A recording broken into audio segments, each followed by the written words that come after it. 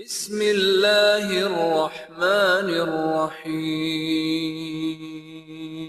وأشهد أن لا إله إلا الله وحده لا شريك له وأشهد أن محمدا عبده ورسوله يا أيها الذين آمنوا اتقوا الله حق تقاته ولا تموتن إلا وأنتم مسلمون يا أيها الناس اتقوا ربكم الذي خلقكم من نفس واحدة وخلق منها زوجها وبث منهما رجالا كثيرا ونساء واتقوا الله الذي تساءلون به والأرحام إن الله كان عليكم رقيبا يا أيها الذين آمنوا اتقوا الله وقولوا قولا سديدا يصلح لكم أعمالكم ويغفر لكم ذنوبكم ومن يطع الله ورسوله فقد فاز فوزا عظيما أما بعد فإن أصدق الحديث كتاب الله وأحسن الهدي هدي محمد صلى الله عليه وسلم وشر الأمور محدثاتها وكل محدثة بدعة وكل بدعة ضلالة وكل ضلالة في النار. محترم و مکرم حاضرین مجلس، بزرگان دین و ملت، احباب جماعت، عزیز دوستو اور پردہ نشین ماں و بہنوں، گزشتہ درس میں عظمت صحابہ سیریز میں آپ کے سامنے علی رضی اللہ تعالی عنہ کے دور خلافت کا تذکرہ کیا گیا تھا، اور خصوصی طور پر ان کے دور میں جو مسلمانوں کے درمیان آپس میں اختلافات ہوئے اور دو عظیم جنگیں رونما ہوئی. پہلی جنگ جمل اور دوسری جنگ صفین. اس تعلق سے چند اہم باتیں آپ کے سامنے پیش کی گئی تھی. جنگ صفین پر آ کر ہماری بات ختم ہوئی تھی کہ جب یہ جنگ کافی طول پکڑ گئی اور فریقین میں سے کوئی بھی پیچھے ہٹنے پر آمادہ نہیں تھا، تو اہل شام کی طرف سے قرآن کریم کے نسخے پیش کیے گئے. ہاتھ پر اٹھا کر انہوں نے مطالبہ رکھا کہ ہمارے درمیان اور آپ کے درمیان یہ اللہ رب العالمین کی کتاب ہے، اسی کی روشنی میں فیصلہ ہوگا. جب اہل شام کی طرف سے یہ مطالبہ آیا کہ قرآن کریم کی روشنی میں اب ہمارے درمیان فیصلہ ہوگا، تو اہل عراق کی جو جماعت تھی، فوج تھی، ان کے درمیان آپس میں اختلاف ہوا کہ اب ہمیں کیا کرنا چاہیے. ان کے اس مطالبے کو قبول کر لینا چاہیے، جنگ روک دینی چاہیے، یا جنگ جاری رہے. بالآخر اکثر لوگوں کی طرف سے یہی آیا کہ اس جنگ کو اب روک دینی چاہیے اور کتاب اللہ کی روشنی میں فیصلہ ہو جانا چاہیے ہمارے درمیان. جن لوگوں نے اس مطالبے کو قبول کرنے میں پیش قدمی کی بلکہ اصرار کیا، ان میں سے ایک جماعت وہ تھی جنہوں نے بعد میں علی رضی اللہ تعالی عنہ اور ان کے ساتھ موجود دوسرے صحابہ اکرام کو اسی معاملے میں لعنت اور ملامت کی، جو خوارج کی جماعت ہے. خوارج کی ایک بہت بڑی تعداد علی رضی اللہ تعالی عنہ کے اس جماعت میں موجود تھی، اور اہل شام کی طرف سے جب یہ مطالبہ آیا تھا کہ کتاب اللہ کی روشنی میں ہمارے درمیان فیصلہ ہونا چاہیے، تو جن لوگوں نے اس مطالبے کو قبول کرنے میں بڑی پیش رفت کی، بہت زیادہ اصرار کیا کہ کتاب اللہ کی روشنی میں فیصلہ ہو جانا چاہیے اور یہ جنگ اب روک دینی چاہیے، ان میں سے ایک بہت بڑی تعداد کن کی تھی؟ خوارج کی تھی، جو بعد میں خوارج کی شکل میں ظاہر ہوئی. علی رضی اللہ تعالیٰ عنہ نے بالآخر اس مطالبے کو قبول کر لیا. قبول کرنے کے بعد فریقین کی طرف سے ایک ایک حکم متعین ہوا جو آگے کے معاملے کو دیکھیں گے. علی رضی اللہ تعالیٰ عنہ کی طرف سے ابو موسیٰ اشعری رضی اللہ تعالیٰ عنہ کا انتخاب کیا گیا، اور معاویہ رضی اللہ تعالیٰ عنہ کی طرف سے اہل شام کی طرف سے عمرو بن عاص رضی اللہ تعالیٰ عنہ کا انتخاب کیا گیا۔ دو انتہائی جلیل القدر صحابی رسول جن پر لوگوں کو اطمینان تھا کہ یہ جو فیصلہ کریں گے وہ مسلمانوں کے حق میں ہوگا، اور تمام لوگوں کو ان دونوں پر اطمینان تھا، رضامندی تھی۔ بالاتفاق ان دونوں کا انتخاب کیا گیا، اور ان دونوں نے اللہ رب العالمین کے تقوی اور پرہیزگاری کو مد نظر رکھا، اور جو سب سے زیادہ بہتر رائے سوچ سکتے تھے انہوں نے کوشش کی کہ بہتر سے بہتر لوگوں کے سامنے حل پیش کیا جا سکے۔ بہرحال یہ تفصیل گزشتہ درس میں گزر چکی ہے کہ ان لوگوں نے کیا لوگوں کے سامنے تجویز رکھی، دونوں جماعت کے سامنے، اور پروپیگنڈا کرنے والوں نے ان دونوں پر کیا جھوٹے جھوٹے الزامات لگائے، اس کی پوری تفصیل گزشتہ درس میں گزر چکی ہے۔ جو لوگ گزشتہ درس میں حاضر نہیں تھے اور ریکارڈنگ سے اس چیز کو سنیں تاکہ یہ تسلسل سمجھ سکیں۔ اس کے بعد کا جو معاملہ ہے انشاءاللہ آج کے درس میں ہم آپ کے سامنے رکھنا چاہتے ہیں، لیکن چونکہ تعلق اس کے ساتھ ہے گزشتہ درس کے ساتھ، جب تک وہ چیز آپ کے ذہن میں نہ ہو آج کا درس سمجھنا مشکل ہوگا، اسی لیے اختصار کے ساتھ 2-3 منٹ میں ہم نے آپ کے سامنے یہ بات رکھی ہے کہ تحکیم کا یہ معاملہ پیش آنے کے بعد ہی خوارج کی جماعت کا ظہور ہوا ہے۔ اس معاملے کو تحکیم کہا جاتا ہے، قصہ تحکیم کے نام سے یہ قصہ مشہور ہے۔ تحکیم مطلب حکم متعین کرنا۔ علی رضی اللہ تعالیٰ عنہ کی طرف سے ابو موسیٰ اشعری رضی اللہ تعالیٰ عنہ کو حکم متعین کیا گیا، فیصل اور ثالث متعین کیا گیا، اور معاویہ رضی اللہ تعالیٰ عنہ اہل شام کی طرف سے عمرو بن عاص رضی اللہ تعالیٰ عنہ کو حکم متعین کیا گیا۔ ان دونوں پر بہت سارے جھوٹے الزامات لگے جن کی تفصیل گزشتہ درس میں آپ کے سامنے رکھی جا چکی ہے۔ یہ دونوں ان تمام جھوٹے الزامات سے بری ہیں۔ ان دونوں پر جھوٹے الزامات لگائے گئے۔ عمرو بن عاص رضی اللہ تعالیٰ عنہ پر زیادہ لگائے گئے، لیکن ابو موسیٰ اشعری رضی اللہ تعالیٰ عنہ کو بھی ان ظالموں نے بخشا نہیں، ان پر بھی بہت سارے جھوٹے الزامات لگائے، اور یہ دونوں حضرات، دونوں جلیل القدر صحابہ اکرام ان جھوٹے الزامات سے بری ہیں۔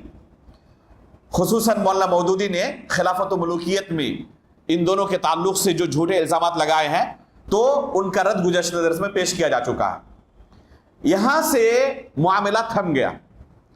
یہ جنگ صفین کے نام سے جو مشہور ہے، جنگ صفین، قصہ تحکیم کے بعد یہ جنگ تھم گئی، ختم ہو گئی۔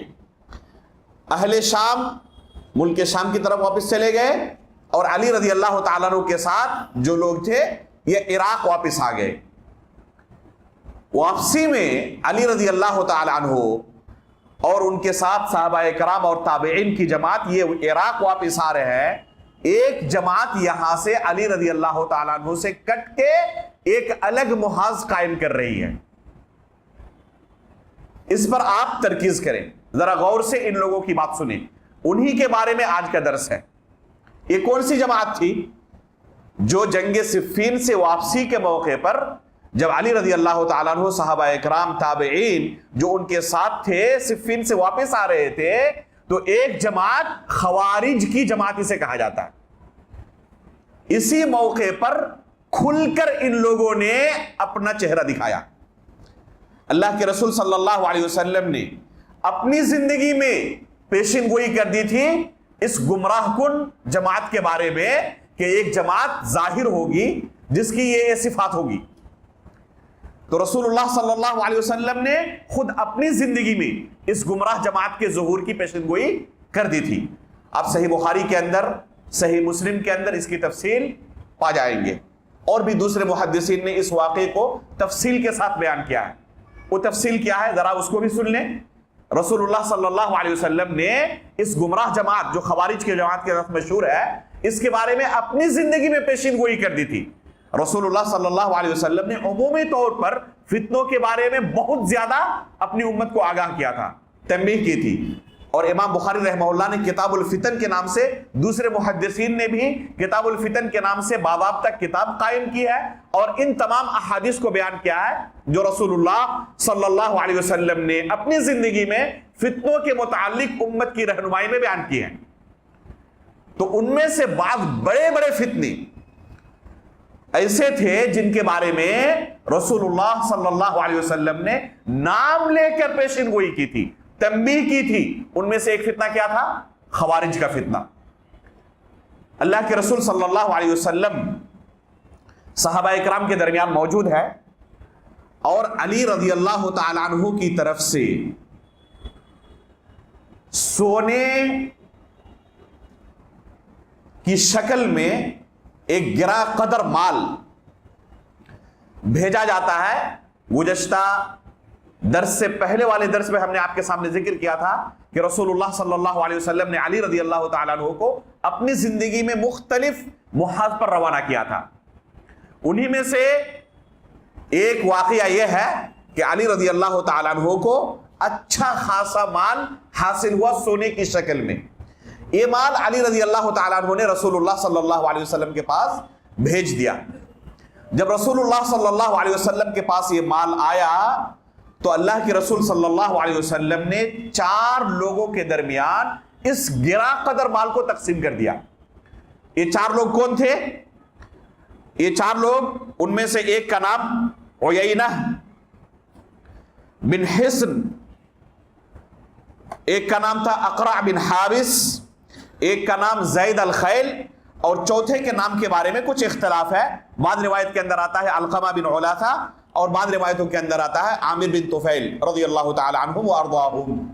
یہ مؤلفات قلوب میں سے ہیں، یعنی ابھی ابھی ان لوگوں نے اسلام قبول کیا ہے۔ اللہ کے رسول صلی اللہ علیہ وسلم تالیف قلب کے لیے، دل جوئی کے لیے، تاکہ اسلام پر ثابت قدم رہیں، جم جائیں، اور مستقبل میں ان سے بہت زیادہ امیدیں ہیں اسلام کو فائدہ پہنچنے کی۔ خود قرآن کریم کے اندر اللہ رب العالمین نے ان مؤلفات قلوب کے بارے میں آیت نازل کی ہے۔ آپ سورۃ التوبہ پڑھیں، جو صدقات کی آیت ہے، کن کن لوگوں کو زکوٰۃ کا مال دیا جا سکتا ہے، تو اللہ رب العالمین نے ان میں سے ایک قسم کون سی بیان کی ہے؟ تالیف قلب والی قسم، مؤلفات قلوب، یعنی کسی کی دل جوئی کے لیے، تاکہ وہ اسلام پر ثابت قدم رہیں۔ اگر غیر مسلم ہے تو اسلام قبول کر لیں، یا اسلام قبول کیا ہے نو مسلم ہے تو اسلام پر جم جائے، ان کے قدم ڈگمگائے نہیں۔ تو ان کو خود اللہ رب العالمین نے اچھا خاصا زکوٰۃ کے مال میں سے دینے کا حکم دیا۔ رسول اللہ صلی اللہ علیہ وسلم جو کچھ فیصلہ کرتے تھے وہ فیصلہ اللہ کے رسول کا نہیں بلکہ اللہ رب العالمین کی طرف سے وحی ہوتی تھی۔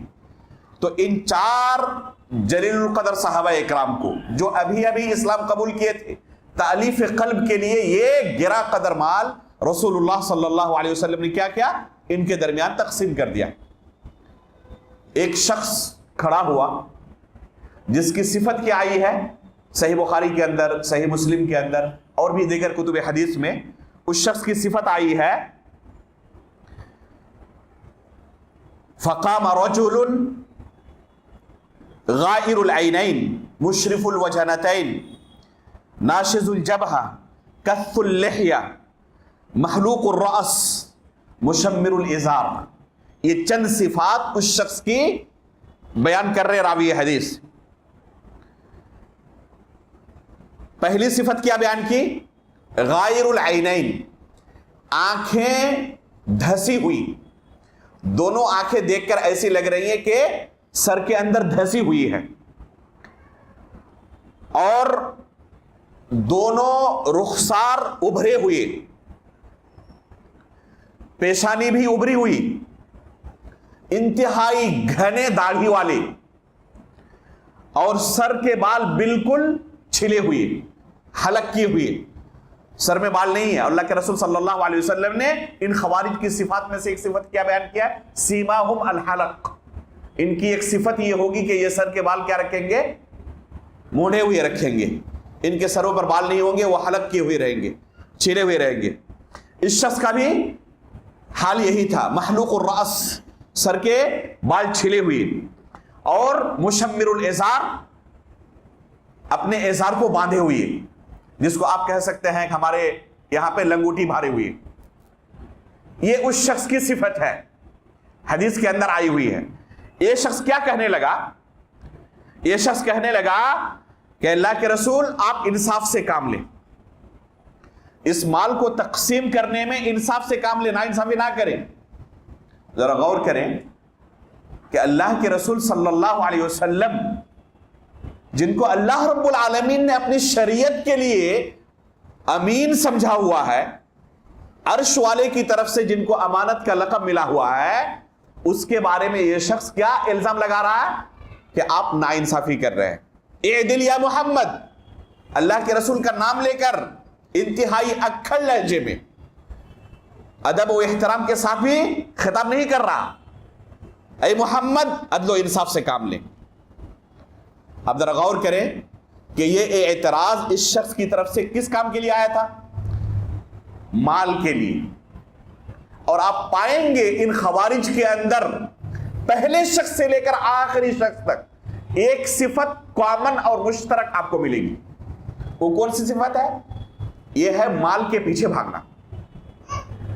تمام خوارج کے اندر ان کے رگ و ریشے میں یہ بیماری آپ کو ضرور ملے گی کہ یہ صرف اور صرف مال کو دیکھتے ہیں، کرسی کے پیچھے بھاگتے ہیں اور مال کے پیچھے بھاگتے ہیں، دنیا کے پیچھے بھاگتے ہیں۔ ان کو آخرت سے مطلب نہیں ہے۔ ظاہر کریں گے لوگوں کے سامنے کہ ہم بڑے متقی ہیں، پرہیزگار ہیں، لیکن حقیقت میں دل کے ساتھ یہ تقوی پرہیزگاری نہیں ہوگی۔ اور ان کی بہت بڑی بیماری یہ ہے کہ ان کے اندر ہمیشہ مال کو لے کر ایک دوسرے کو قتل و غارت گری کریں گے اور ایک دوسرے کا خون بہائیں گے۔ تو پہلا شخص ان خوارج کا جو اللہ کے رسول صلی اللہ علیہ وسلم کے اوپر اعتراض کیا تھا، کس چیز کو لے کر اعتراض کیا تھا؟ اسی مال کو لے کر۔ اور آج بھی پائیں گے جن خوارج کو آپ دیکھتے ہیں دنیا کے اندر، وہ اسی مال کے لیے لڑ رہے ہیں، بس اس کے علاوہ کوئی اور مقصد نہیں ہے۔ گرچہ لوگوں کے سامنے دوسرے مقاصد ظاہر کرے، لیکن اصل کل ملا کر یہی مال ہی ہوتا ہے، اس کے علاوہ کچھ نہیں ہوتا۔ بس یہ مال ہے، کرسی ہے، یہ مل جائے، اس کے علاوہ کچھ نہیں چاہیے انہیں۔ قدیم خوارج جدید خوارج کے اندر یہ مشترک بیماری ہے۔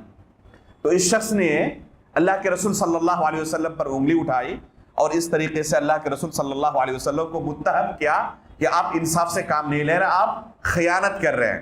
تو اللہ کے رسول صلی اللہ علیہ وسلم غصے سے آگ بگولا ہو گئے، آپ کا چہرہ سرخ ہو گیا، اور اللہ کے رسول صلی اللہ علیہ وسلم نے کہا الا تأمنونی وانا امیر من فی السماء یأتینی خبر السماء صباحا ومساء، کیا تم لوگ مجھے امانت دار نہیں سمجھتے؟ میں تمہارے نزدیک امانت دار نہیں ہو سکا، حالانکہ آسمان والا مجھے امین سمجھتا ہے۔ اللہ رب العالمین کے نزدیک میں امانت دار ہوں، اللہ کے پاس تو میں امانت دار ہو گیا، لیکن تمہارے نزدیک امانت دار نہیں ہو سکا۔ اللہ رب العالمین کی طرف سے صبح و شام میرے پاس وحی آتی ہے، اللہ کی طرف سے خبریں آتی ہیں، شریعت اللہ رب العالمین میرے اوپر نازل کرتا ہے، اور اللہ رب العالمین اپنی شریعت کے لیے مجھے امین سمجھ رہا ہے، اور تمہارے نزدیک میں امین نہیں ہو سکا۔ اس کے بعد اللہ کے رسول صلی اللہ علیہ وسلم نے کہا کہ تمہاری بربادی ہو اگر میں امانت داری نہ اختیار کروں، امانت کے ساتھ کام نہ لوں، اللہ رب العالمین کی تقوی پرہیزگاری اختیار نہ کروں، تو ہے کون دنیا میں امانت سے کام لینے والا، تقوی پرہیزگاری اختیار کرنے والا؟ کیا مجھ سے بھی بڑا کوئی متقی ہے؟ اس کے بعد اللہ کے رسول صلی اللہ علیہ وسلم وہی موجود تھے، وہ شخص پیٹ پھیر کر جانے لگا۔ خالد بن ولید رضی اللہ تعالیٰ عنہ اس وقت اسلام قبول کر چکے ہیں۔ اللہ کے رسول صلی اللہ علیہ وسلم سے اجازت طلب کرتے ہیں کہ اللہ کے رسول آپ اجازت دیں، اس شخص کی میں گردن مار دوں، اس منافق کی میں گردن مار دوں۔ تو اللہ کے رسول صلی اللہ علیہ وسلم نے کیا فرمایا؟ لا لعلہ ان یکون یصلی، اس کو قتل نہ کرو، ہو سکتا ہے کہ یہ نماز پڑھتا ہو۔ پتہ کیا چلا کہ منافقین بھی اس زمانے میں نماز سے پیچھے نہیں رہتے تھے۔ وہ بھی جانتے تھے کہ اگر نماز سے پیچھے ہٹ گئے، جماعت میں شامل نہیں رہے، تو فوراً لوگوں کو پتہ چل جائے گا کہ میں مسلمان نہیں ہوں، صرف لوگوں کو دھوکہ دینے کے لیے اسلام قبول کیا ہوا ہوں۔ اور جو شخص نماز پڑھے جماعت کے ساتھ، تو اسے آپ کافر نہیں کہہ سکتے، قتل نہیں کر سکتے۔ اللہ کے رسول صلی اللہ علیہ وسلم نے اہم سبب جو بیان کیا اس موقع پر اس کو قتل نہ کرنے کا، وہ کون سا تھا؟ نماز پڑھنے کا۔ اسی سے آپ نماز کی اہمیت کا اندازہ لگا سکتے ہیں۔ اور آج لوگ سوچتے ہیں کہ ہم نماز پر نماز چھوڑتے رہیں پھر بھی ہمارے اسلام پر کوئی فرق نہیں پڑتا، آنچ نہیں آتی، پھر بھی ہم پکے سچے مسلمان برقرار رہیں گے۔ میرے بھائیوں، اسلام کے اندر یہ تصور نہیں ہے، اچھی طرح سن لیں، اسلام کے اندر یہ تصور نہیں ہے کہ کوئی شخص نماز بھی چھوڑے اور مسلمان بھی باقی رہے، یہ ہو ہی نہیں سکتا ہے۔ عمر فاروق رضی اللہ تعالیٰ عنہ نے وفات کے وقت کیا کہا تھا؟ نعم لا حظ فی الاسلام لمن ترک الصلاۃ، اسلام کے اندر کوئی بھی حصہ باقی نہیں رہتا جو نماز ترک کر دے۔ العہد الذی بیننا وبینہم الصلاۃ فمن ترکھا فقد کفر، اللہ کے رسول صلی اللہ علیہ وسلم کے الفاظ ہیں کہ ہمارے درمیان اور ان کے درمیان جو معاہدے کی چیز ہے وہ یہی نماز ہے، اگر نماز کسی نے ترک کر دی تو وہ شخص مسلمان نہیں رہا، وہ کافر ہو گیا۔ تو کوئی شخص نماز چھوڑے اور مسلمان بھی باقی رہے، اس کا تصور نہیں ہے۔ اس لیے میرے بھائیوں، نماز قائم کریں۔ یہ الگ بات ہے کہ کتنی نمازوں کے چھوڑنے سے کوئی شخص دار اسلام سے نکلتا ہے، یا ایسے شخص سے ہمارا تعامل کیا ہونا چاہیے، کیا کوئی شخص ایک نماز چھوڑے، دو نمازیں چھوڑے، کچھ نمازیں پڑھے، کچھ نمازیں چھوڑے، تو ایسے شخص پر ہم کفر کا فتویٰ لگا سکتے ہیں، کفر کی تطبیق کر سکتے ہیں، کفار جیسا ان کے ساتھ معاملہ کر سکتے ہیں، تو یہ ایک بالکل الگ مسئلہ ہے۔ اللہ رب العالمین نے کفار جیسا تعامل کرنے کا ہمیں اختیار نہیں دیا ہے، یہ پاور نہیں دیا اللہ رب العالمین نے کہ ہم ایسے لوگوں کے ساتھ کفار جیسا معاملہ کریں۔ البتہ ان کا معاملہ بڑا سنگین ہے، اللہ رب العالمین کے پاس پہنچیں گے تو ان کا معاملہ بڑا سنگین ہوگا، اس لیے نماز کی پابندی کریں۔ میں نے اپنی کتاب منہج سلف کا دفاع اس میں تفصیل کے ساتھ اس مسئلے کو بیان کیا ہے۔ ایک آپ کو بحث اس میں ملے گی، ایک مسئلہ ملے گا، بے نمازی کے نماز جنازہ کا حکم کیا ہے۔ تو بے نمازی ہے کون؟ عموماً لوگ کیا سمجھتے ہیں، کبھی کسی نے نماز پڑھی کبھی چھوڑ دی وہ بے نمازی ہے، کیا حقیقت میں شریعت کی نگاہ میں یہ بے نمازی ہے؟ تو یہ ایک مختلف مسئلہ ہے اور تفصیل طلب مسئلہ ہے۔ چونکہ ہمارا درس آج دوسرے موضوع پر ہے اس لیے ہم تفصیل میں ادھر نہیں جاتے۔ اصل یہاں بیان کرنے کا مقصد یہ ہے کہ اللہ کے رسول صلی اللہ علیہ وسلم نے اس شخص کو، جو کہ اصل میں منافق تھا، خالد بن ولید رضی اللہ تعالیٰ عنہ کو قتل کرنے سے کس لیے روک دیا؟ کہ وہ نماز جماعت کے ساتھ پڑھتا ہے، نماز قائم کرتا ہے۔ اس کے بعد خالد بن ولید رضی اللہ تعالیٰ عنہ کا جواب کیا تھا؟ کہا کم من مسلٍ یقول بلسانہ ما لیس فی قلبہ، کتنے ایسے نمازی ہوتے ہیں جو حقیقت میں لوگوں کو دھوکہ دینے کے لیے نماز تو پڑھتے ہیں لیکن ظاہری عمل کچھ ہوتا ہے، دل کا ہاتھ کچھ الگ ہوتا ہے، دل اور ظاہر کا کوئی آپس میں میل جول نہیں ہوتا، کوئی آپس میں مطابقت نہیں ہوتی۔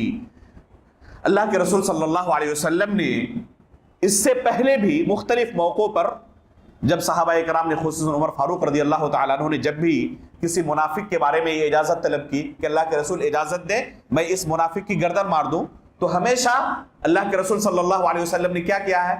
منع کیا ہے کسی بھی منافق کو قتل کرنے سے۔ کیوں؟ کیونکہ لوگ کیا کہیں گے؟ ان محمدا یقتل اصحابہ، کہ دیکھو محمد اپنے ساتھیوں کو ہی قتل کر رہے ہیں۔ لوگوں کی نظر میں ان کا شمار کن میں ہوتا تھا؟ مسلمانوں میں ہوتا تھا، کیونکہ انہوں نے بظاہر کلمہ پڑھا ہوا تھا۔ دل کا حال اللہ تعالیٰ جانتا ہے، اور اللہ رب العالمین نے وحی کے ذریعے اللہ کے رسول صلی اللہ علیہ وسلم کو خبر کی تھی ان منافقین کے بارے میں کہ یہ منافقین ہیں، لیکن لوگوں کی نظر میں یہ کیا تھے؟ لوگوں کی نظر میں یہ مسلمان تھے، انہوں نے کلمہ پڑھا ہوا تھا۔ اب اگر ان منافقین کو قتل کیا جاتا تو لوگوں کے درمیان کیا مشہور ہو جاتا؟ کہ محمد کیا کر رہے ہیں؟ ان محمدا یقتل اصحابہ، اللہ کے رسول صلی اللہ علیہ وسلم اپنے ہی ساتھیوں کو قتل کر رہے ہیں، لہذا لوگ اسلام سے پھر جاتے یا لوگوں کو اسلام کے تعلق سے بدظن کرنے کا ان دشمنان اسلام کو موقع مل جاتا۔ تو اللہ کے رسول صلی اللہ علیہ وسلم ان کو یہ موقع نہیں دینا چاہتے تھے، اس لیے ان منافقین کو برداشت کر رہے تھے۔ اس شخص کو بھی اللہ کے رسول صلی اللہ علیہ وسلم نے برداشت کیا اور قتل کرنے کی اجازت نہیں دی۔ البتہ اللہ کے رسول صلی اللہ علیہ وسلم نے اس شخص کے بارے میں اور ان کی آنے والی نسل کے بارے میں ایک پیشن گوئی کی۔ کیا پیشن گوئی کی؟ کہا انہ یخرج من ضئضئ ھذا قوم یتلون کتاب اللہ لا یجاوز حناجرہم، اس شخص کی نسل سے، اس شخص کی پشت سے ایک قوم ظاہر ہوگی، ایسے لوگ آئیں گے مستقبل میں جو کیا ہوں گے؟ قرآن کریم کی تلاوت خوب کریں گے لیکن ان کے حلق سے نیچے نہیں اترے گا۔ یہ قرآن خوب پڑھیں گے لیکن یہ قرآن ان کے حلق سے نیچے نہیں اترے گا، یعنی صرف زبان سے ہی پڑھیں گے، دل سے قرآن کی تلاوت نہیں کریں گے۔ دوسری صفت کیا بیان کی؟ یمرقون من الدین کما یمرق السهم من الرمیہ، یہ دین سے اسی طرح نکل جائیں گے جیسے کہ تیر کمان سے نکل جاتا ہے۔ اس کے بعد رسول اللہ صلی اللہ علیہ وسلم نے فرمایا لئن ادرکتہم لأقتلنہم قتل ثمود، بعض روایتوں میں قتل عاد، بعض روایتوں میں قتل عاد و ثمود، مختلف الفاظ آئے ہوئے ہیں کہ اگر میں زندہ رہا اور یہ قوم جن کے بارے میں ابھی پیشین گوئی کی ہے اگر ظاہر ہو گئے میرے زمانے میں، یہ خوارج کی جماعت اگر ظاہر ہو گئی تو ان کو کیسے میں قتل کروں گا؟ عاد و ثمود کو جس طرح قتل کیا گیا تھا نا اسی طرح ان کو میں قتل کروں گا۔ اس جملے سے بعض لوگوں نے یہ سمجھا ہے کہ یہ خوارج کی جماعت کافر ہے۔ کیوں؟ کیونکہ اللہ کے رسول صلی اللہ علیہ وسلم نے تشبیہ دی کن کے ساتھ؟ عاد اور ثمود کے ساتھ ان کی تشبیہ دی، اور ظاہر سی بات ہے کہ عاد و ثمود یہ دو قومیں مشہور قومیں تھیں جنہوں نے انبیاء کرام کی مخالفت کی اور کفر پر اڑے رہے، بلکہ ان کے کفر کی مثال قرآن نے دی ہے، تو ان کے کافر ہونے میں کوئی شک نہیں۔ اللہ کے رسول صلی اللہ علیہ وسلم نے ان خوارج کی مثال دی کس سے؟ انہی عاد اور ثمود سے، جس سے بعض لوگوں نے یہ سمجھا کہ یہ بھی کافر ہے، لیکن راجح یہ ہے کہ یہ کافر نہیں ہے، یہ گمراہ جماعتوں میں سے ایک جماعت ہے۔ گمراہ جماعتوں میں سے اللہ کے رسول صلی اللہ علیہ وسلم نے اپنی زندگی میں یہ پیشین گوئی کر دی تھی کہ یہود اور نصارہ 71 اور 72 فرقوں میں تقسیم ہو چکے تھے، میری یہ امت بھی 73 فرقوں میں تقسیم ہو جائے گی، ان میں سے سب کے سب کیا ہوں گے؟ جہنمی ہوں گے، سوائے ایک جماعت کے جو الجماعہ ہے۔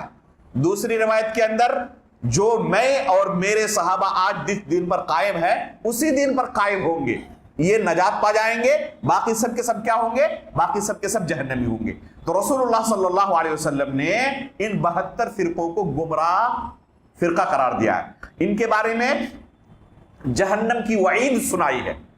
تو یہ گمراہ فرقوں میں سے ایک اہم گمراہ فرقہ ہے، بلکہ سر فہرست جن گمراہ فرقوں کا تذکرہ کیا جاتا ہے، خوارج کا تذکرہ سر فہرست کیا جاتا ہے۔ سب سے پہلے جماعت کی شکل میں جو گمراہ فرقہ اس امت میں ظاہر ہوا وہ یہی خوارج کی جماعت تھی۔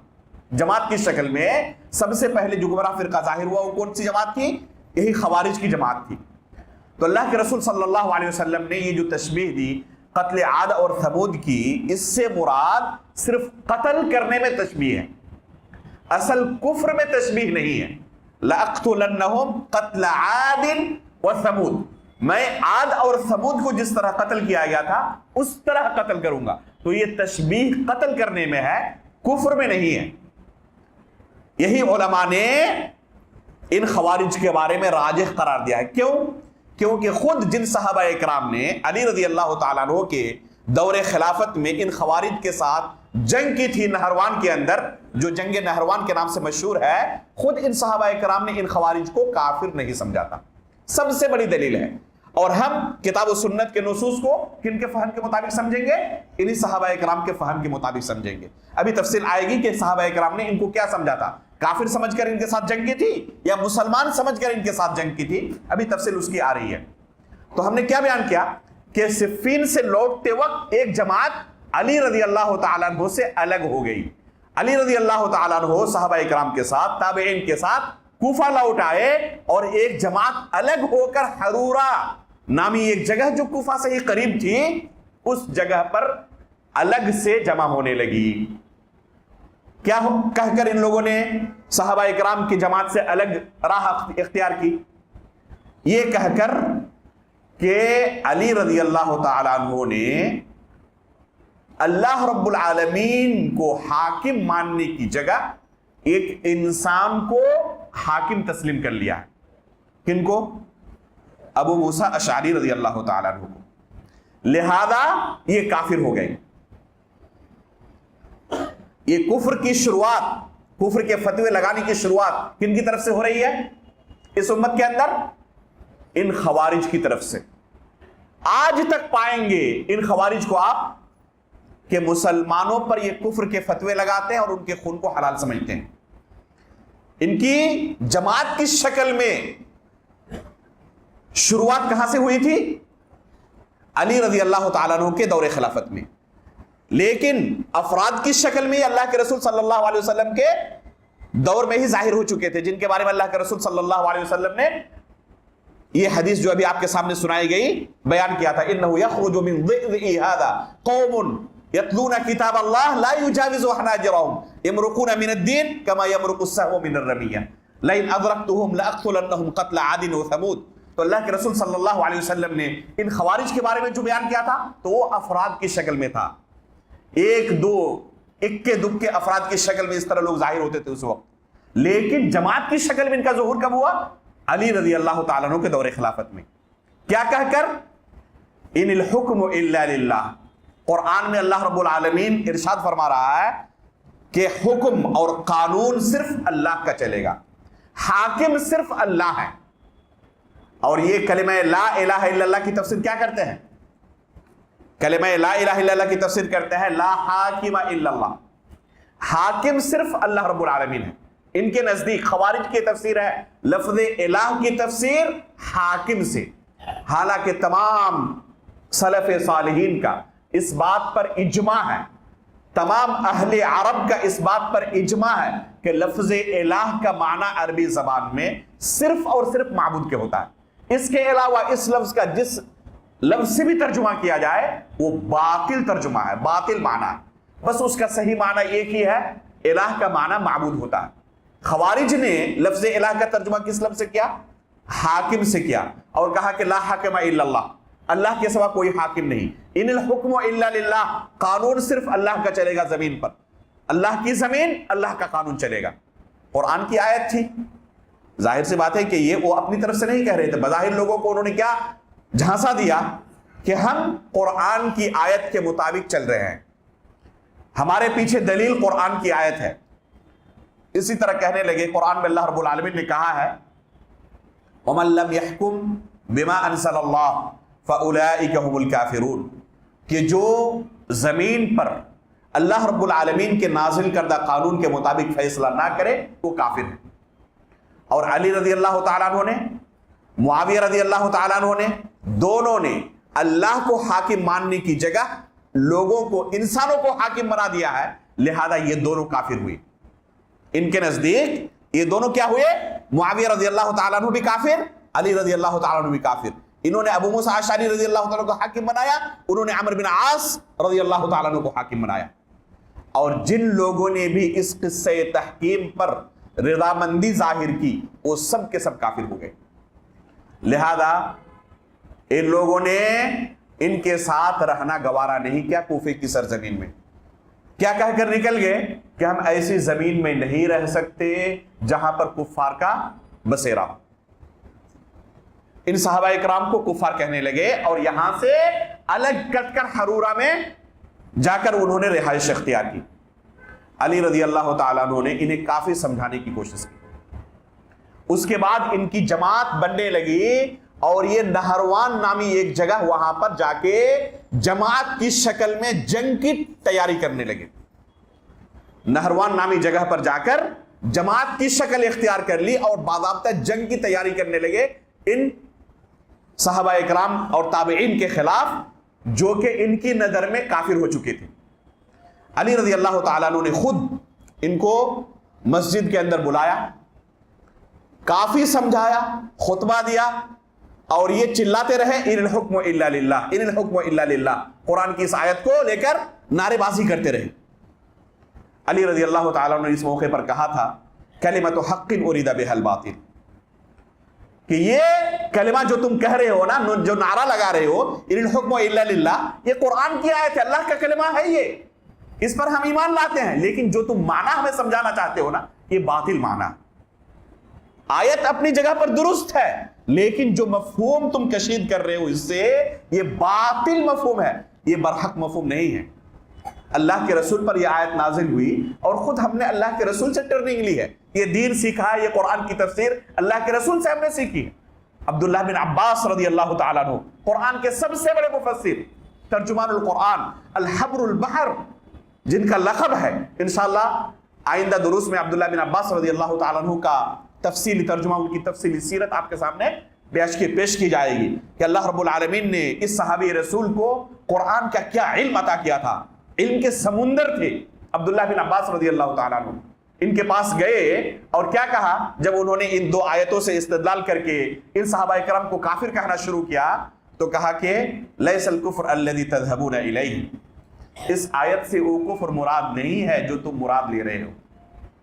اس آیت سے کفر اکبر جو تم مراد لے رہے ہو اور ان صحابہ کرام کو کافر قرار دے رہے ہو، یہ کفر مراد نہیں ہے.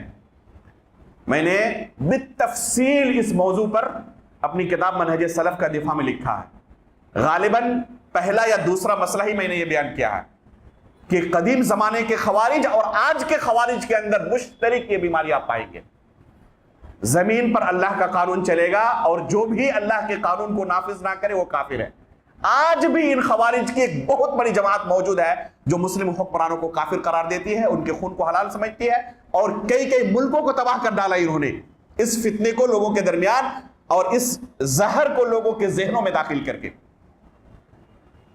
تو یہ شروع زمانے سے اسی فکر کرے ہیں.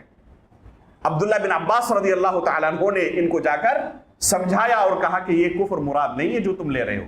علامہ ابن عبد البر رحمہ اللہ نے اجماع نقل کیا ہے تمام سلف صالحین کا کہ اس آیت سے خوارج جو مفہوم مراد دے رہے تھے وہ باطل مفہوم تھا. یہ مفہوم نہیں تھا صحیح. سلف صالحین نے مفہوم نہیں سمجھا ہے اس آیت سے کہ جو شخص اللہ رب العالمین کے قانون کو نافذ نہ کرے وہ کافر، اور یہ صحابہ کرام نے اللہ کے قانون کو نافذ نہیں کیا. ابو موسیٰ اشعری رضی اللہ تعالیٰ عنہ کو عمرو بن عاص رضی اللہ تعالیٰ عنہ کو حکم بنایا، اس وجہ سے کافر ہو گئے. یہ باطل مفہوم تھا جو ان خوارج نے کشف کیا تھا ان 2 آیتوں سے. بہرحال یہ نعرہ لگاتے رہے ان الحکم الا للہ کا، اور علی رضی اللہ تعالیٰ عنہ نے آخری جملہ ان سے کہا کہ اللہ رب العالمین کے فیصلے کا ہی تمہارے بارے میں انتظار کر رہا ہوں کہ اللہ رب العالمین کا فیصلہ تمہارے بارے میں کیا ہے. ظاہر سی بات ہے کہ اللہ رب العالمین نے قرآن کریم کے اندر آیت نازل کی ہے محاربین کے بارے میں، زمین پر فتنہ و فساد پھیلانے والوں کے بارے میں. کیا کہا ہے؟ انما جزاء الذین یحاربون اللہ ورسولہ ویسعون فی الارض فسادا ان یقتلوا او یصلبوا. اللہ رب العالمین نے ان محاربین کے بارے میں، زمین پر فتنہ و فساد مچانے والوں کے بارے میں کیا کہا کہ انہیں ٹکڑے ٹکڑے کر کے کاٹا جائے، سخت سے سخت سزا دی جائے ان محاربین کو، زمین کے اندر فتنہ و فساد مچانے والوں کو. چنانچہ علی رضی اللہ تعالیٰ عنہ نے ان کے بارے میں اور صحابہ کرام نے ان کے بارے میں اسی آیت کی روشنی میں جنگ کی، اور ان کے ساتھ جس طرح اللہ کے رسول صلی اللہ علیہ وسلم نے خواہش ظاہر کی تھی کہ اگر میں زندہ رہا تو عاد و ثمود کی طرح انہیں میں قتل کروں گا، اسی طریقے سے علی رضی اللہ تعالیٰ عنہ نے، صحابہ کرام نے اور تابعین نے ان خوارج کے ساتھ جنگ کی. بالآخر یہ نعرہ لگاتے رہے اور اس طرح سے مجلس ختم ہوئی، اور یہ ایک جماعت کی شکل میں کوفے سے نکل کر جانے لگے، نہروان میں جمع ہونے لگے ان کے خلاف فوج کشی کرنے کے لیے. باضابطہ وہ ایک محاذ کی شکل اختیار کرنے لگے، جنگ کی پوری تیاری میں جٹ گئے کہ ان کے ساتھ جنگ کرنا آج کے دور میں سب سے بڑی قربت ہے، کیونکہ یہ سب کے سب کافر ہو چکے ہیں نعوذ باللہ من ذالک. علی رضی اللہ تعالیٰ عنہ مسلسل کوشش میں لگے رہے کہ کسی بھی طرح یہ راہ راست پر آ جائیں. بالآخر عبداللہ بن عباس رضی اللہ تعالیٰ عنہ نے علی رضی اللہ تعالیٰ عنہ سے اجازت طلب کی، امیر المؤمنین آپ اجازت دیں میں ان کے پاس جاؤں اور انہیں سمجھانے کی کوشش کروں، ان کے ساتھ مناظرہ کروں. علی رضی اللہ تعالیٰ عنہ نے اجازت دی. عبداللہ بن عباس رضی اللہ تعالیٰ عنہ نے انتہائی خوبصورت ایک لباس پہنا اور ان کے سامنے پہنچ گئے. قصدن یہ لباس پہنا تھا، وہ چاہتے تھے کہ وہ شروعات کریں، وہ اس لباس کو دیکھ کر مجھ پر اعتراض کرے تاکہ ان کے ساتھ بات چیت کا مجھے موقع مل جائے. چنانچہ یہ خوبصورت لباس زیب تن کیا، ان کے پاس حاضر ہو گئے. انہوں نے دیکھتے ہی پہلے اس لباس پر اعتراض کیا، چاہتے ہی تھے کہ وہ اعتراض کرے تاکہ ان کے ساتھ بات چیت کا مجھے موقع مل جائے. بہرحال انہوں نے جب اعتراض کیا تو پہلے یہ تیاری کر کے گئے تھے کہ یہ اعتراض تو ان کی طرف سے آئے گا، اس کا جواب میرے پاس کیا ہونا چاہیے. فوراً کہا کہ اللہ کے رسول صلی اللہ علیہ وسلم کو خود میں نے دیکھا اس سے بھی زیادہ خوبصورت لباس پہنے ہوئے، تو اللہ کے رسول پر اعتراض کرو گے؟ تمہاری کم علمی ہے، ان میں سے ایک بھی صحابی نہیں تھے. یہ اچھی طرح ذہن نشین کر لیں. ان خوارج کی جماعت میں ایک بندہ بھی ایسا نہیں تھا جس نے اللہ کے رسول کو ایمان کی حالت میں دیکھا ہو. یہ جانتے ہی نہیں تھے اللہ کے رسول صلی اللہ علیہ وسلم کی احادیث کے بارے میں. سب کے سب جاہل تھے. اللہ کے رسول صلی اللہ علیہ وسلم نے ان کے بارے میں کیا کہا تھا؟ خوارج کے بارے میں بے شمار احادیث ہیں. اللہ کے رسول نے ان کی صفات میں سے یہ ذکر کیا ہے کہ یہ حدثاء الاسنان ہوں گے، سفہاء الاحلام ہوں گے. کیا معنی ان دو جملوں کا؟ یہ عمر کے کچے ہوں گے اور ساتھ میں علم اور عقل کے بھی کچے ہوں گے. عمر میں پختہ نہیں ہوں گے، نوجوانی کے مرحلے میں قدم رکھ رہے ہوں گے. عمر بہت زیادہ ان کی نہیں ہوگی. جوش میں ہوتا ہے اس وقت انسان. عموماً جب جوانی کی دہلیز پر قدم رکھتا ہے تو اس وقت ہوش سے زیادہ یہ جوش سے کام لیتے ہیں. جوش بلا ہوش بڑا خطرناک ہوتا ہے. ان کے پاس جوش بہت ہوتا ہے، ہوش نہیں ہوتا. اللہ کے رسول نے یہی صفت بیان کی ان کی، حدثاء الاسنان سفہاء الاحلام. یہ جوش بلا ہوش والے ہوں گے. عمر بہت زیادہ نہیں ہوگی، جوانی کی دہلیز پر قدم رکھے ہوں گے اور عقل کے پختہ نہیں ہوں گے. یہی ہوا ان کے ساتھ.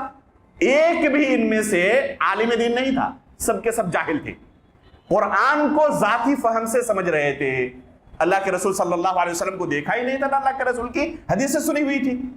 فوراً عبداللہ بن عباس رضی اللہ تعالیٰ عنہ نے کیا کہا کہ میں نے خود دیکھا اللہ کے رسول صلی اللہ علیہ وسلم کے اس سے بھی زیادہ خوبصورت لباس پہنے ہوئی. مجھ پر اعتراض کرتے ہو؟ اگر مجھ پر اعتراض کرے گا تو سب سے پہلے اللہ کے رسول صلی اللہ علیہ وسلم پر تمہیں اعتراض کرنا پڑے گا. خاموش ہو گئے. کہا عبداللہ بن عباس رضی اللہ تعالیٰ عنہ نے کہ آخر بتاؤ کہ تم علی رضی اللہ تعالیٰ عنہ اور ان کے ساتھ جو صحابہ کرام ہیں، تابعین ہیں، انہیں کیوں کافر کہہ رہے ہو؟ ان کے خلاف اس طرح محاذ کیوں قائم کیے ہوئے ہو؟ تو انہوں نے کہا کہ ان پر ہمارے 3 بڑے بڑے ملاحظات ہیں جس وجہ سے ہم ان کو کافر سمجھتے ہیں. کہا کہ ٹھیک ہے پیش کرو. تم کس وجہ سے آخر کافر سمجھتے ہو، پیش کرو. تو انہوں نے پہلا اعتراض کیا علی رضی اللہ تعالیٰ عنہ پر؟ کہا کہ انہوں نے لوگوں کو حکم بنا دیا ہے، فیصل اور ثالث بنا دیا ہے. حالانکہ قرآن میں اللہ رب العالمین کا ارشاد ہے ان الحکم الا للہ. حاکم صرف اور صرف اللہ رب العالمین ہو سکتے ہیں، اللہ کے سوا کوئی حاکم نہیں ہو سکتا. اور انہوں نے لوگوں کو حاکم بنا دیا، انسانوں کو حاکم بنا دیا. تو اللہ کی جگہ پر لوگوں کو رکھا اور یہ کفر ہے. کہ ٹھیک ہے پہلا اعتراض ہوا. دوسرا اعتراض کیا ہے، کس وجہ سے کافر کہتے ہو؟ تو انہوں نے کہا کہ جمل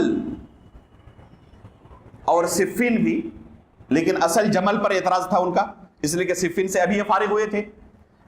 عائشہ رضی اللہ تعالی عنہا اور طلحہ و زبیر رضی اللہ تعالی عنہما اور دوسرے صحابہ اکرام جو علی رضی اللہ تعالیٰ عنہ کے خلاف لڑ رہے تھے، ان میں سے کسی کو بھی علی رضی اللہ تعالیٰ عنہ نے جنگ ختم ہونے کے بعد غلام اور لونڈی نہیں بنایا اور ان کے مال کو مال غنیمت کے طور پر مسلمانوں میں تقسیم نہیں کیا. اس لیے کہ اگر یہ مسلمان تھے تو ان کے ساتھ جنگ ہی جائز نہیں تھی، اور جب آپ نے ان کے ساتھ جنگ کی اس کا مطلب کہ کفار ہیں، اور جب کفار ہیں تو کفار کے مال کو کیا کیا جائے گا؟ جنگ کے بعد مال غنیمت کے طور پر تقسیم کیا جائے گا. اور علی رضی اللہ تعالیٰ عنہ نے یہ حکم اللہ رب العالمین کا پامال کر دیا. لہذا اس وجہ سے وہ کافر ہوئے. 2 بڑے بڑے اعتراض جنگ جمل کے تعلق سے. پہلا اعتراض کیا کہ جو لوگ بعد میں بچے ان کو غلام اور لونڈی نہیں بنایا اور ان کے مال کو مال غنیمت کے طور پر مسلمانوں میں تقسیم نہیں کیا. ہونا یہ چاہیے کہ جس طرح اللہ کے رسول صلی اللہ علیہ وسلم نے جن کے ساتھ بھی جنگ کی ہے کیا کیا ہے؟ ان کے لوگوں کو غلام اور لونڈی بنایا ہے اور ان کے مال کو مال غنیمت کے طور پر مسلمانوں میں تقسیم کیا ہے. تو یہ لوگ اگر آپ نے ان کے ساتھ جنگ کی تو کس بنا پر جنگ کی؟ ان کے ذہن میں یہ بیماری داخل ہو چکی تھی کہ جنگ صرف اور صرف کن کے ساتھ ہو سکتی ہے؟ کفار کے ساتھ ہو سکتی ہے، مسلمانوں کے ساتھ جنگ ہو ہی نہیں سکتی. شیخ الاسلام علامہ ابن تیمیہ رحمہ اللہ نے بیان کیا ہے کہ ان کے ذہن میں یہ بیماری تھی، کم علمی کی بنا پر یہ سمجھ رہے تھے کہ صرف جنگ کن کے ساتھ ہو سکتی ہے؟ کفار کے ساتھ. مسلمانوں کے ساتھ تو جنگ نہیں ہو سکتی. اور انہوں نے جب جنگ کی اس کا مطلب کہ وہ کافر تھے. جب کافر تھے تو ان کے مال کو مال غنیمت کے طور پر مسلمانوں میں تقسیم کرنا چاہیے, اور جو بچ گئے قتل نہیں ہوئے ان کو غلام اور لونڈی کی طرح مسلمانوں میں تقسیم کر دینا چاہیے. کہا کہ ٹھیک ہے, دوسرا اعتراض کلیئر ہو گیا تمہارا, جس وجہ سے تم کافر سمجھ رہے ہو. تیسرا اعتراض کیا ہے؟ کہا کہ انہوں نے اپنے نام کے آگے امیر المؤمنین کا لقب جو تھا اس کو مٹا ڈالا. یہ کب ہے؟ جب تحکیم کا واقعہ ہوا نا, گزشتہ درس میں ہم نے ذکر کیا تھا, پتہ نہیں آپ کو یاد ہے یا نہیں ہے. 2 صحابہ اکرام ابو موسیٰ اشعری رضی اللہ تعالیٰ عنہ اور مغیرہ بن عمرو بن عاص رضی اللہ تعالیٰ عنہ, ان دونوں نے لوگوں کے سامنے کیا فیصلہ سنایا؟ ان لوگوں نے لوگوں کے سامنے فیصلہ سنایا کہ ابھی ہم کیا کرتے ہیں, ان دونوں کو بروقت اپنے اپنے عہدے سے معزول کرتے ہیں. علی رضی اللہ تعالیٰ عنہ نے جنگ روکنے کے لیے قبول کر لیا, اور اپنے نام کے آگے امیر المؤمنین کا جو خطاب ان کو ملا ہوا تھا, خلیفہ رسول تھے, اس کو مٹانے پر راضی ہو گئے تاکہ جنگ رک جائے. کہا کہ انہوں نے اپنے نام کے آگے امیر المؤمنین کا جو لقب مٹا دیا نا, تو یہ لقب مٹانا اس بات کی دلیل ہے کہ وہ اب مؤمنوں کے امیر نہیں رہے. تو کس کے امیر ہوئے؟ اگر مؤمنوں کے امیر نہیں تو کافروں کے امیر ہیں. اس نام کے آگے امیر المؤمنین کا لقب مٹانے سے انہوں نے کیا استدلال کیا کہ اب یہ مؤمنوں کے امیر نہیں رہے. جب مؤمنوں کے امیر نہیں رہے تو کن کے امیر ہوئے؟ پھر کافروں کے امیر ہیں. لہذا یہ 3 ہمارے پاس دلیلیں ہیں ان کو کافر کہنے کی, اور ان کے ساتھ جو لوگ ہیں ان کو بھی کافر کہنے کی. عبداللہ بن عباس رضی اللہ تعالیٰ عنہ نے کہا کہ تمہاری باتیں اچھی طرح میں نے سن لی ہیں, اب میں ایک ایک اعتراض کا جواب دے رہا ہوں, ذرا غور سے سنو. تمہارا پہلا اعتراض یہ تھا کہ انہوں نے اللہ رب العالمین کو حاکم ماننے کی جگہ پر انسانوں کو حاکم بنا دیا. تو خود یہ قرآن کریم میں اللہ رب العالمین نے بیان کیا ہوا ہے 2 جگہوں پر. وہ 2 جگہیں کون سی ہیں؟ ایک ہے اللہ رب العالمین نے کہا قرآن کریم کے اندر, یا ایھا الذین آمنوا لا تقتلوا الصید وانتم حرم ومن قتله منکم متعمدا فجزاء مثل ما قتل من النعم يحكم به ذوی عدل منکم. اللہ رب العالمین نے احرام کے احکام و مسائل کو, ایک حاجی جب حج کے لیے جاتا ہے احرام کا لباس پہنا ہوا رہتا ہے, تو اس حالت میں شکار کرنا حرام ہے. احرام کی حالت میں شکار کرنا حرام ہے. اگر کسی نے احرام کی حالت میں شکار کر لیا تو اس کی سزا کیا ہے؟ اس کی سزا یہ ہے کہ جو جانور اس نے شکار کیا ہے اسی کی طرح ایک دوسرے جانور کا وہ کیا کرے گا؟ فدیہ دے گا. اسی کی طرح ہے یا نہیں, یہ فیصلہ کون کرے گا؟ اللہ رب العالمین نے کہا یحکم بہ ذوی عدل منکم, تم میں سے جو 2 عادل لوگ ہوں, یہ 2 عادل لوگ فیصلہ کریں گے کہ یہ اسی کے مثل ہے یا نہیں ہے. تو خود اللہ رب العالمین اس آیت کے اندر کیا بیان کر رہا ہے کہ 2 لوگ فیصلہ کریں گے ایک جانور کے سلسلے میں. تو ذرا بتاؤ, لوگوں کے خون کے بارے میں تاکہ یہ خون بہنا بند ہو جائے فیصلہ کرنا یہ زیادہ اہم مسئلہ ہے, اس کی زیادہ ضرورت ہے, یا ایک جانور کے بارے میں فیصلہ کرنے کے لیے کسی انسان کو حاکم متعین کرنا یہ زیادہ ضروری مسئلہ ہے؟ انہوں نے جو انصاف پسند تھے کہا کہ واقعی لوگوں کا خون بہنا بند ہو جائے, اس بارے میں کسی انسان کو حاکم بنایا جائے, یہ زیادہ ضروری مسئلہ ہے بنسبت اس کے کہ ایک جانور کے بارے میں فیصلہ کرنے کے لیے کہ اسی کی طرح ہے یا نہیں 2 لوگوں کو حاکم بنایا جائے. تو خود اللہ رب العالمین نے جب اس آیت میں انسانوں کو حاکم بنانے کا حکم دیا ہے تو علی رضی اللہ تعالیٰ عنہ نے اور معاویہ رضی اللہ تعالیٰ عنہ نے اگر انسانوں کو حاکم بنایا تو کون سا جرم کر لیا؟ دوسری آیت کون سی ہے؟ دوسری آیت ہے اللہ رب العالمین کا ارشاد ہے وَإِنْ خِفْتُمْ شِقَاقَ بَيْنِهِمَا فَبَعَثُوا حَكَمًا مِّنْ أَهْلِهِ وَحَكَمًا مِّنْ أَهْلِهَا. میاں بیوی کے درمیان جھگڑا ہو جائے, فوراً طلاق مت دو, ابھی اس رشتے کو باقی رکھنے کی حتی الامکان کوشش کرو. اس کی متعدد صورتیں شریعت نے بیان کی ہیں, طلاق تک نوبت نہ پہنچے اختلاف کی صورت میں اس کو کسی بھی طرح نپٹایا جائے, دونوں کے درمیان صلح ہو جائے, اس کی شریعت نے بہت زیادہ کوشش کی ہے. اس کی ایک صورت اس آیت میں اللہ نے ذکر کی ہے. کیا صورت ذکر کیا ہے؟ لڑکی والے کی طرف سے ایک شخص کو حاکم بنایا جائے اور لڑکے والے کی طرف سے ایک شخص کو حاکم بنایا جائے, اور یہ دونوں اس رشتے کو باقی رکھنے کے لیے, قائم رکھنے کے لیے آپس میں صلح کی کوشش کریں. تو ایک رشتے کو میاں بیوی کے درمیان باقی رکھنے کے لیے اللہ رب العالمین کیا حکم دے رہے ہیں؟ انسانوں میں سے ہی نا دو لوگوں کو حاکم بناؤ. تو اگر ایک رشتے کو باقی رکھنے کے لیے حاکم بنایا جا سکتا ہے انسان کو, تو علی رضی اللہ تعالیٰ عنہ نے اور معاویہ رضی اللہ تعالیٰ عنہ نے اتنے مسلمانوں کا خون بہنے سے رک جائے, بند ہو جائے, ان کے درمیان جنگ تھم جائے, اس وجہ سے اگر دو لوگوں کو حاکم بنائے تو کون سا جرم کر لیا؟ لوگوں نے بات سمجھ لی جو انصاف پسند تھے ان میں سے. عبداللہ بن عباس رضی اللہ تعالیٰ عنہ نے کہا کہ تمہارا جو پہلا اعتراض تھا میں نے مکمل جواب دے دیا نہیں دیا؟ لوگوں نے تسلیم کر لیا کہ ہاں اس سوال کا جواب آپ نے دے دیا, مطمئن ہو گئے. کہا کہ تمہارا جو دوسرا اعتراض تھا, دوسرا اعتراض کیا تھا کہ جمل والوں کے ساتھ جنگ جمل میں آپ نے جنگ کی لیکن ان کے مال کو مال غنیمت کے طور پر آپ نے تقسیم نہیں کیا مسلمانوں میں, اور ان کے لوگوں کو لونڈی اور غلام نہیں بنایا. تو علی رضی اللہ تعالیٰ عنہ نے کہا کہ جانتے ہو اس جماعت میں کون لوگ تھے؟ ام المؤمنین عائشہ رضی اللہ تعالیٰ عنہ سر فہرست تھی. اگر جس طرح دشمنوں کے لوگوں کو ان کی خواتین کے ساتھ جو اللہ رب العالمین نے حلال کیا ہے جمع کرنا, تو کیا تم ام المؤمنین عائشہ رضی اللہ تعالیٰ عنہ کے بارے میں تصور کر سکتے ہو؟ وہ ام المؤمنین ہیں. قرآن کے صراحت کے مطابق اللہ رب العالمین نے قرآن کریم کے اندر آیت نازل کی اور کیا کہا؟ وَأَزْوَاجُهُ أُمَّهَاتُهُمْ, اللہ کے رسول صلی اللہ علیہ وسلم کی بیویاں مؤمنوں کی مائیں ہیں. تو خود قرآن کے اندر اللہ رب العالمین تمام امہات المؤمنین کو مؤمنوں کی ماں قرار دیا ہے. عائشہ رضی اللہ تعالیٰ عنہ مؤمنوں کی ماں ہے. تو کیا تم اپنی ماں کے ساتھ اس طرح اسے لونڈی بنانا چاہو گے؟ یا تو تم ان کو مومن تسلیم کرو, اگر ان کو مومن تسلیم نہیں کرتے تو قرآن کی صراحت کے مطابق وہ تو مومنوں کی ماں ہے, تم تب کیا ہو جاؤ گے؟ تب تم کافر ہو جاؤ گے قرآن کی صراحت کے مطابق. ان کو بات سمجھ میں آ گئی. کہا کہ دوسرا جو اعتراض تھا تمہارا کہ کس وجہ سے علی رضی اللہ تعالیٰ عنہ نے ان کو غلام اور لونڈی نہیں بنایا تھا, سمجھ میں آ گئی بات؟ کہا کہ ہاں بات سمجھ میں آ گئی, ان کو واقعی غلام اور لونڈی نہیں بنایا جا سکتا تھا.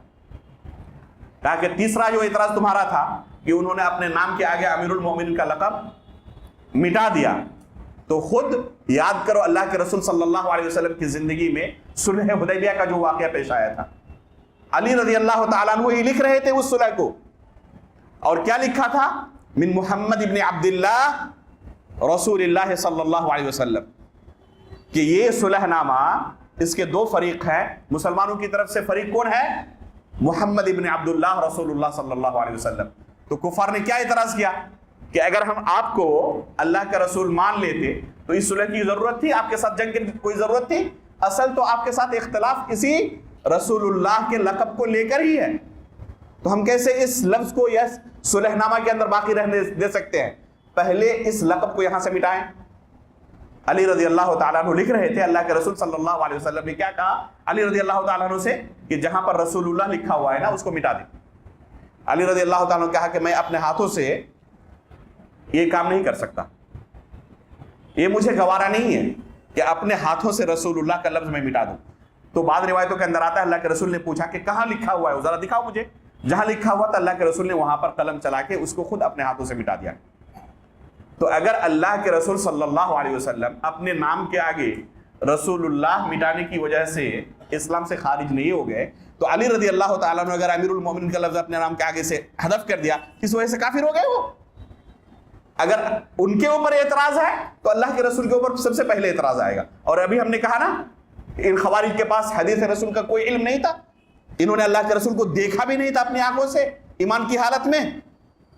جب عبداللہ بن عباس رضی اللہ تعالیٰ عنہ نے یہ دلیل پیش کی انہیں سمجھ میں آ گئی, اور ان میں سے 2000 کی تعداد میں توبہ کر کے فوراً صحابہ کرام کے ساتھ ان کی جماعت میں آ کے شامل ہو گئی.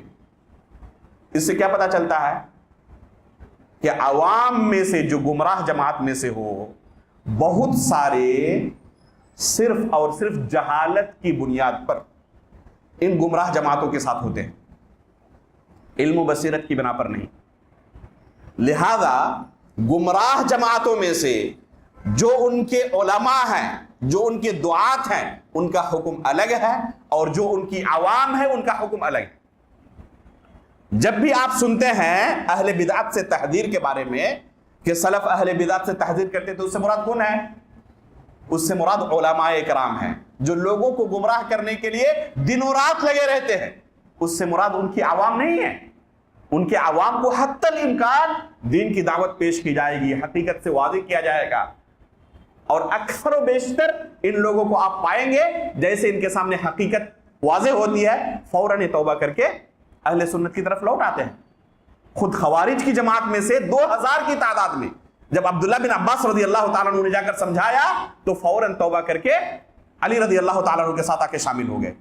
باقی لوگ اصرار کرتے رہے، جمے رہے، یہاں تک کہ انہوں نے مسلمانوں کا قتل کرنا شروع کر دیا۔ عبداللہ بن خباب بن ارت رضی اللہ تعالی عنہ و ارضاہ، ان کے والد جو ہیں صحابی رسول ہیں، یہ رضی اللہ ان کے والد کے تعلق سے ہم نے کہا، ان کے لڑکے خباب بن ارت مشہور صحابی رسول ہیں، ان کے لڑکے عبداللہ کو ان لوگوں نے قتل کر ڈالا۔ اسی طرح ان کی ایک لونڈی تھی جو حاملہ تھی، پیٹ چاک کر ڈالا اور اس حاملہ عورت کو قتل کر ڈالا، بچے کو تک نہیں بخشا ان لوگوں نے۔ جب اس طریقے سے زمین پر فتنہ و فساد مچانا شروع کر دیا بالفعل، تب علی رضی اللہ تعالیٰ عنہ مجبور ہو کر ان کے خلاف نکلے نہروان کی طرف۔ وہاں نکلنے کے بعد بھی 3 دن تک ان کو سمجھاتے رہے۔ ابو ایوب انصاری رضی اللہ تعالیٰ عنہ کو جھنڈا دیا اور عام اعلان کرا دی خوارج کی جماعت میں کہ ابھی بھی تمہارے پاس موقع ہے، اس جھنڈے کے نیچے جو آ جائے گا اس کو امن حاصل ہے، اس کے خلاف فوج کشی نہیں ہوگی، اس کے خلاف کوئی جنگ نہیں ہوگی۔ یہاں تک کہ بہت سارے لوگ اس موقع پر بھی ابو ایوب انصاری رضی اللہ تعالیٰ عنہ کے جھنڈے تلے آ گئے اور انہوں نے خوارج کی جماعت سے علیحدگی اختیار کر لی اور اپنی جان بچا لی۔ بالآخر جو لوگ اڑے رہے ان کے ساتھ علی رضی اللہ تعالیٰ عنہ نے جنگ کی۔ یہ جنگ تاریخ میں نہروان کی جنگ سے مشہور ہے۔ یہ جنگ کن کے ساتھ ہوئی ہے؟ خوارج کے ساتھ، جو اپنے آپ کو کیا کہہ رہے تھے؟ مسلمان کہہ رہے تھے، بلکہ پکے سچے مسلمان صرف اپنے کو ہی کہہ رہے تھے، اور جو ان کے موافق نہ ہو وہ سب کیا ہیں؟ وہ سب کافر ہیں۔ پتہ یہ چلا کہ جس طرح کفار و مشرکین میں سے جو لوگ زمین میں فتنہ و فساد مچاتے ہیں، اگر کوئی شخص اپنے آپ کو مسلمان بھی کہے، کلمے کا اقرار بھی کرے اور زمین میں فتنہ و فساد مچائے، تو اسلام ایسے لوگوں کے خلاف بھی جنگ کی اجازت دیتا ہے، بلکہ جنگ کا حکم دیتا ہے۔ اور خود صحابہ اکرام نے، علی رضی اللہ تعالیٰ عنہ اور صحابہ اکرام اور تابعین نے ان خوارج کے خلاف جنگ کی ہے۔ دوسری چیز یہ پتہ چلی کہ کوئی بھی شخص کلمے کا اقرار کرنے والا ہو تو ضروری نہیں کہ وہ اصل دین پر قائم ہے اور اصل اسلام پر قائم ہے، لہذا کسی کے ساتھ بھی کمپرومائز کر کے ایک چھت کے نیچے جمع ہونے کی دعوت دی جائے، بلکہ اگر کوئی شخص اسلام کا کلمہ پڑھنے کے بعد اسلام کی دھجی اڑا رہا ہو اور اسلامی عقیدے کو اختیار نہ کرے تو ایسا شخص اصل دین پر قائم نہیں ہے۔ صرف کلمے کا پڑھ لینا کافی نہیں ہے، بلکہ اس کلمے کے جو تقاضے ہیں ان تقاضوں کو پورا کرنا بھی ضروری ہے۔ ان خوارج نے اس کلمے کی دھجی اڑائی تھی، جس بنا پر علی رضی اللہ تعالیٰ عنہ کے خلاف جنگ کی۔ نہروان کی جنگ کے نام سے یہ نام مشہور ہے۔ چند لمحوں میں کہہ سکتے ہیں آپ، یعنی معمولی محنت سے ہی ان تمام خوارجین کو ان صحابہ کرام نے ملیا میٹ کر دیا، چونکہ ان کی تعداد انتہائی کم تھی، اور ادھر علی رضی اللہ تعالیٰ عنہ کے ساتھ کتنے لوگ تھے؟ 60,000 سے زائد، اور ان کی تعداد تقریباً 6,000 کے آس پاس۔ تو گرچہ اسلحے والے بھی ہوں اس زمانے میں حساب سے، تب بھی ان صحابہ کرام کے آگے ٹک نہیں سکتے تھے، اس کے باوجود اڑے رہے ہو۔ بہرحال ان کا خاتمہ ہوا۔ جو اپنی جان بچانا چاہتے تھے وہ جان بچا کر چلے گئے، جنگ سے بھاگنے لگے۔ علی رضی اللہ تعالیٰ عنہ نے مسلمانوں کے درمیان خصوصی اعلان کرایا کہ کوئی بھی شخص اگر میدان چھوڑ کے جا رہا ہے تو اس کا پیچھا مت کرنا. اگر کوئی شخص میدان چھوڑ کے جا رہا ہے تو اس کا پیچھا مت کرنا, اسے قتل کرنے کی کوشش نہیں کرنا, اس کو توبہ کا موقع دو, ہو سکتا ہے کہ توبہ کر لے. اس طریقے سے یہ جنگ ختم ہوئی. اور پھر اس کے بعد ایک اور جماعت گمراہ کن ظاہر ہوئی علی رضی اللہ تعالیٰ عنہ کے دور خلافت میں ہی, وہ ہے روافض کی جماعت. ان میں سے 3 مشہور فرقے ہیں ان کے, ایک ہے مؤلہہ, ایک ہے صابہ اور ایک ہے مفضلہ. یہ روافض کی 3 مشہور جماعتیں ہیں جو علی رضی اللہ تعالیٰ عنہ کے دور خلافت میں ہی ظاہر ہوئی تھی, اور پھر خوارج کے ہاتھوں ہی علی رضی اللہ تعالیٰ عنہ کو شہید کیا گیا. علی رضی اللہ تعالیٰ عنہ کو انہوں نے ہی, جن خوارج کے ساتھ انہوں نے جنگ کی تھی, انہوں نے ہی ان کو قتل کیا. تو یہ تفصیل انشاءاللہ اگلے درس میں آپ کے سامنے رکھی جائے گی, ان روافض کا عقیدہ صحابہ کرام کے بارے میں, اور جو روافض ظاہر ہوئے علی رضی اللہ تعالیٰ عنہ کے زمانے میں, خود علی رضی اللہ تعالیٰ عنہ نے ان کے ساتھ کیا تعامل کیا, مؤلہہ کے ساتھ کیا تعامل کیا, صابہ کے ساتھ کیا تعامل کیا, اور مفضلہ کے ساتھ کیا تعامل کیا. روافض ایک کیٹیگری کے نہیں ہیں, الگ الگ کیٹیگریوں کے ہیں, بلکہ آج کی تاریخ میں کہا جائے تو ان کی اور بہت ساری کیٹیگری آ چکی ہیں. تو علماء کرام ہر ایک کی بدعت کے لحاظ سے ان پر حکم لگاتے ہیں. اہل سنت والجماعت اپنے دشمنوں کے ساتھ بھی انصاف پسند ہوتے ہیں, سب کو ایک لاٹھی سے نہیں ہانکتے. تو انشاءاللہ اگلے درس میں, آج کے درس میں ہم نے خوارج کے تعلق سے آپ کے سامنے تفصیل رکھی, اگلے درس میں روافض کے تعلق سے آپ کے سامنے تفصیل رکھی جائے گی, اور علی رضی اللہ تعالیٰ عنہ کی شہادت کیسے ہوئی یہ واقعہ بھی اگر وقت نے اجازت دی تو اگلے درس میں آپ کے سامنے پیش کیا جائے گا. آخر میں ہم اللہ رب العالمین سے دعا کرتے ہیں کہ اللہ رب العالمین ہمیشہ آخری سانس تک ہمیں ان صحابہ اکرام کے منہج پر قائم و دائم رکھے. اللہ رب العالمین ہر طرح کی گمراہیوں سے ہمیں بچائے. اللہ رب العالمین سلف صالحین کے منہج پر کتاب و سنت کے مطابق اپنی زندگی ہمیں گزارنے کی توفیق عطا فرمائے. اسی حالت پر ہماری وفات ہو, نبیین, صدیقین, شہداء و صالحین کے ساتھ ہمارا حشر ہو. آمین. تقبل رب العالمین. وصلی اللہ علی نبینا محمد. سبحانک اللہم و بحمدک, اشہد ان لا الہ الا انت, استغفرک و اتوب الیک.